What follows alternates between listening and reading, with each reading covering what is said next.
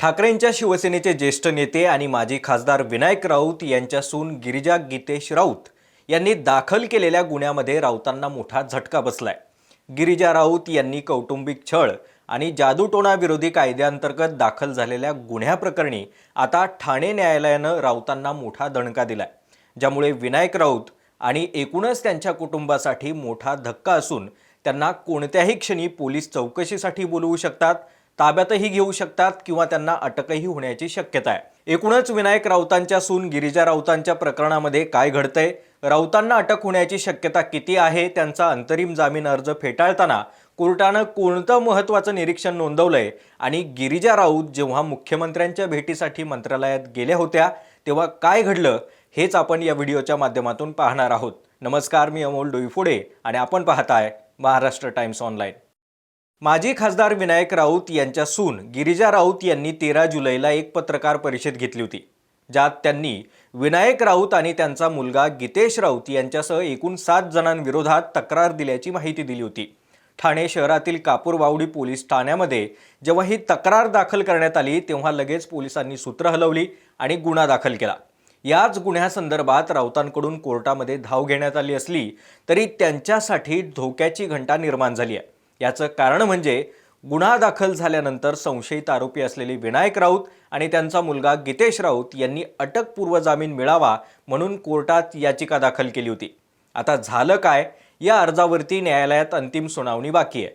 मात्र या मुख्य अर्जावरती सुनावणी होईपर्यंत पोलिसांनी आपल्याला अटक करू नये यासाठी राऊतांच्या वतीनं मागणी करणारा पिता पुत्रांचा हा अंतरिम अर्ज न्यायालयानं फेटाळून लावला। त्यामुळे त्यांच्यावर आता अटकेची टांगती तलवार आहे। गिरिजा राऊत यांचं 2017 मध्ये गीतेश राऊत यांच्याशी लग्न झालं। त्यानंतर त्यांच्यावरती कुटुंबातील सदस्यांकडून 7 वर्ष मानसिक शारीरिक छळ करण्यात आला असा आरोप झाला। या 7 वर्षांमध्ये आपली फसवणूक झाली आणि छळ होत असतानाच काही भोंदूबाबांचा वापर करून जादूटोणा केला गेला अशी तक्रारही गिरिजा राऊत यांनी दिली होती। त्यानंतर पोलिसांनी विनायक राऊत आणि त्यांचा मुलगा गीतेश राऊत आणि कुटुंबातील विरोधामध्ये जादूटोणा विरोधी कायदा आणि कौटुंबिक छळाच्या कलमांखाली ठाण्यातील कापूरबावडी पोलीस ठाण्यात गुन्हा दाखल केला। सध्या या प्रकरणामध्ये सिंधुदुर्ग पट्ट्यातील 2 बाबांना अटक करण्यात आली असून ते पोलीस कोठडीत आहेत।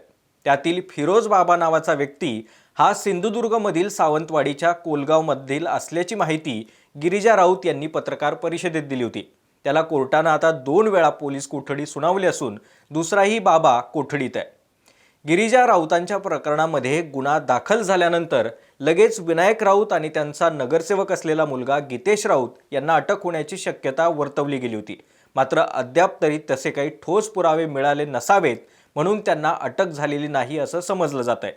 कारण समजा विनायक राऊत आणि गीतेश राऊत यांना पोलिसांनी अटक केली आणि 24 तासांच्या आतमध्ये कोर्टात हजर केलं आणि तेवढे सक्षम पुरावे देऊ शकले नाही तर त्यांना लगेच बेल म्हणजे जामीन मिळण्याची शक्यता आहे। त्यामुळे पोलिसांकडून सध्या तरी पुरावे गोळा करण्याचं काम सुरू असावं अशी शक्यता आहे। सोबतच अटकेत असलेले ते 2 भोंदूबाबा काही महत्त्वाचे पुरावे देत आहेत का, हा देखील एक महत्त्वाचा मुद्दा आहे। दरम्यान हा गुन्हा दाखल झाल्यानंतर प्राथमिक संशयित आरोपी असलेले विनायक राऊत आणि त्यांचा मुलगा गीतेश राऊत यांच्या अटकपूर्व जामीन अर्जावरती न्यायालयात अंतिम सुनावणी बाकी आहे, जी 23 जुलैला होणार आहे। मात्र ही सुनावणी होत असताना म्हणजेच मुख्य अर्जावरती सुनावणी होईपर्यंत संरक्षण मिळावं आणि आपल्याला तात्काळ अटक होऊ नये म्हणून विनायक राऊतांनी अटकपूर्व जामीन अर्ज हा ठाणे कोर्टामध्ये दाखल केला होता। झालं काय, तर त्यांना आता मोठा धक्का बसलाय। राऊत पिता पुत्रांचा हा अंतरिम अर्ज न्यायालयानं फेटाळून लावलाय। हा अर्ज फेटाळत असताना तक्रारीनंतर दाखल असलेले गुन्हे अत्यंत गंभीर असल्याचं निरीक्षण कोर्टानं नोंदवलंय। त्यामुळे या प्रकरणामध्ये कोर्टानं त्यांचा विनंती अर्ज नामंजूर केलाय।